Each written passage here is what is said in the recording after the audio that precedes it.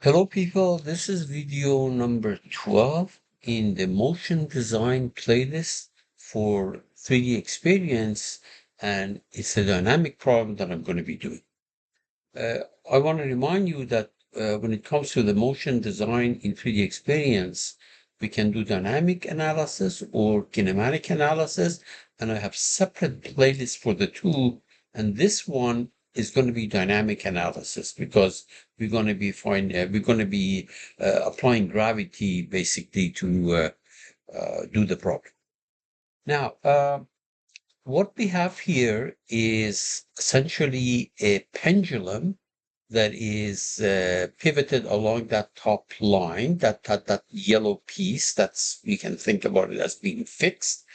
And then the pendulum is also supported by a spring which goes between these 2 points. And this yellow piece down here is also stationary part of the wall. So obviously, if you take the pendulum and lift it up a little bit, due to gravity, it will just slide down and start oscillating back and forth. So we have to solve this problem as a dynamic problem because you're going to be modeling spring and gravity. Now, the way I'm going to do this problem, and please note that there are many ways of doing such type of problems. I'm going to assume that the wall here is made of these two pieces, yellow pieces, is fixed, and I'm going to take a rigid rod, but I'll make it massless incidentally. The mass of that is going to be ignored. And then there is a mass here which is attached to this bottom piece, revolute on the top, revolute at the bottom. And of course, this can also be done as a rigid between the mass and the rod, but that's not what I'm going to be doing.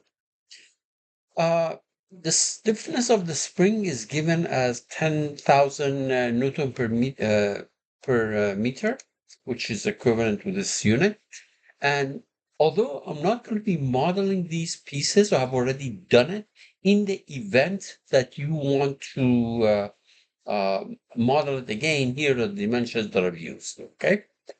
So I'm not going to be modeling though. These 2 points, incidentally, this point is so that the position of the point and the pendulum is so that this spring here in that configuration is actually unstretched. So unstretched length of the spring is 0.175 millimeter, which is 0.175 meter, which is 175 millimeter. That's the way it is. Now, here are the dimensions in case you want to do that yourself. This is the kind of problem that you find in a vibration book. Actually, there is an analytical solution to this problem.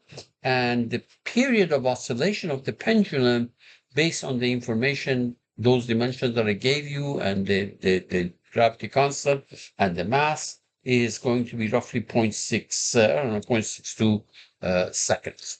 So whatever I do, I'm going to be comparing it with this period. Okay. Now, this problem was done in a different playlist, and that playlist is dealing with mechanical systems experience, which is a different application. It's not motion design, it's a different application in 3D experience, and you can find it right here. Okay. And once again, please note that there are many ways of doing these problems. So these are the parts that are already made, and I'm not going to make them. And please note that I can apply engineering connections here, which eventually will be converted to joints. Okay. Or I can just ignore that thing, go into motion design and create the joints manually. That's not what I'm going to do. I'm going to apply the engineering connections right now. All right. So let's fix actually this yellow piece, which is called the wall. So under engineering connection, here is the fix. We select the wall. Okay, it's going to be fixed.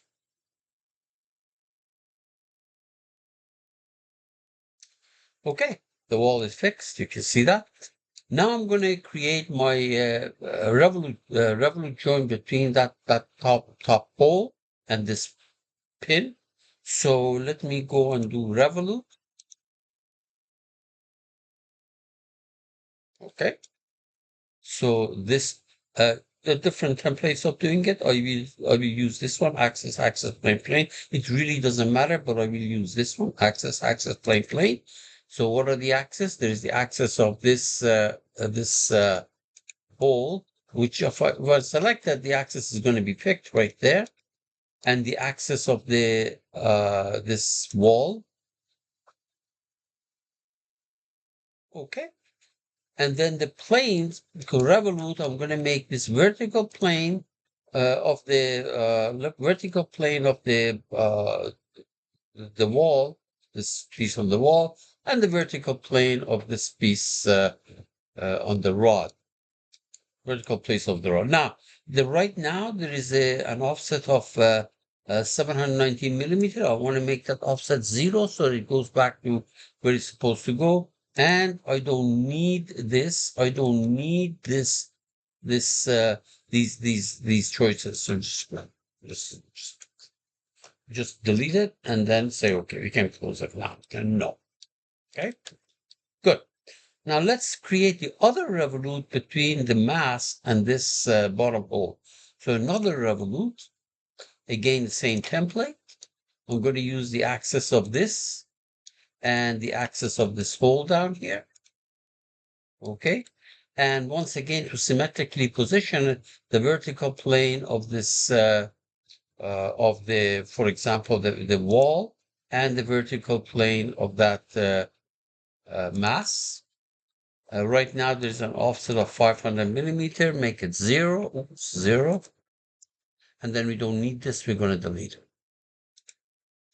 And then we can close. And no. So basically, this is what we have. This is the equilibrium position. Now, we're going to go to motion design. We're going to go to motion design. There's the motion design. Now, that tutorial that I showed you was mechanical systems, the mechanical systems, systems design and mechanical systems experience. That's not where I'm going. Okay, I'm going to motion design. Now, as soon as you go to motion design, it creates a scenario for you. It's a dynamic scenario, which is what we want. A default 5 second simulation time. You can change that, of course. And it also applies gravity. Okay, it applies gravity. We'll see that. So once you say okay, it will also apply the gravity right there. Now, a couple of things. First of all, let's go to our joints. Notice that the joints have been successfully transferred from engineering connection to joints. Their bodies here, there is this ground. I could have used the ground instead of used the wall, fixed wall, but I didn't do that. If you look at the rod, if you double click on the rod here, double click on it, it shows you that based on the dimension and the steel properties, it has a mass of 0.5 kg. But I don't want it. I want this thing to be rigid. So I just make it rigid by selecting this rigid massless thing and then say okay. Same thing with the wall. If you double click on it, based on those dimensions, the volume of the yellow pieces multiplied by the density of the steel is going to give you this mass. Okay, but I don't want it. I want it massless piece. So just select it, and then I say okay.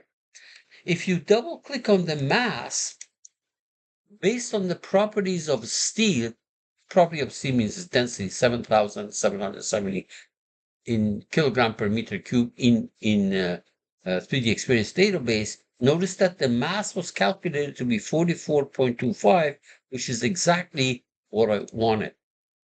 What is that? Mass of the 44.25 or something like that. Okay, good. So let's go back here. Now we say okay. Now, in the other tutorial, when I did use the mechanical system experience, I reduced the mass of I didn't have the option of making it rigidless, massless, but I reduced the mass of that green piece and the wall by a factor of 1,000. So it essentially became massless. Now, yep. So we're going to go and create our spring. See, here's a machine elements. Here's the spring, and it's going. I'm going to use it. I'm using helical spring between this point and that point. So it places an axial spring between those two, and the free length of it is 175 millimeters. Remember, in that position, that distance is 175, so I make the free length 175. Oops, not 200, 175 millimeter. And the spring constant, this default is 100, we want 10,000. And there's no damping here. Okay? And then we say, okay. So a spring has been created. You can see it in let's go back here, in the joints. Well, these are the machine elements right there. It's right there. Now, one thing is that if this is the unstretched length, I want to move this thing by so many degrees so that release it and then it comes back. So that I'm going to do it with, go back to mechanism. And there is this thing called initial condition. And the initial condition, I want to do it for the joint. Which joint is that? Revolute 1. I'm going to tilt revolute 1 by, so rotation or position. I'm going to make it minus, you fool around with this thing until it looks good. Minus 80. Let's see how it looks like. Now, you can't see it unless you go and say initial state solve. You click on that, just wait for it. It will tilt it. Oops. I guess that was not what I wanted. So let me go and put a minus 10 there. Let's see now. Where is that initial? Let me see. Let me close these things. Let me close the joint. Oh, hang in there. Oh, initial condition. Double click on it. Let's make it minus 10. See how it looks like.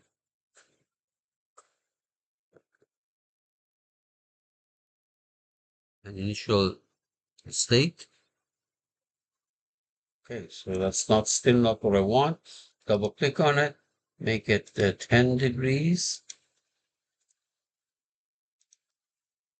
Initial state.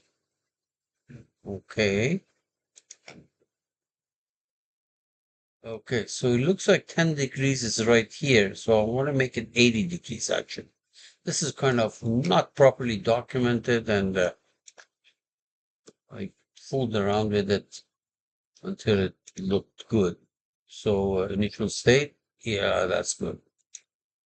Okay, very good. That's terrible.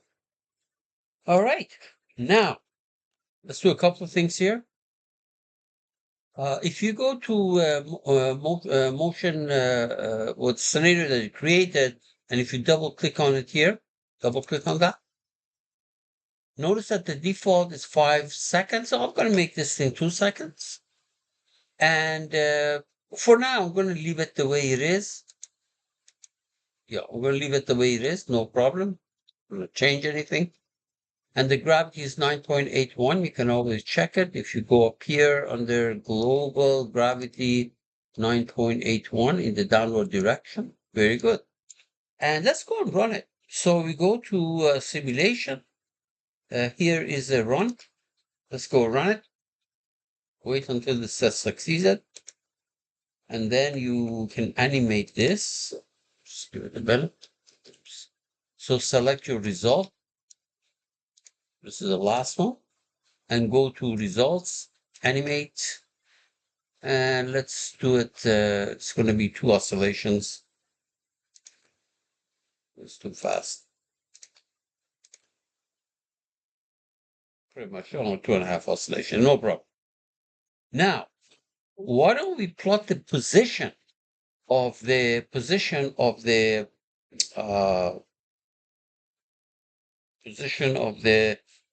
uh, the mass? Okay, so we go here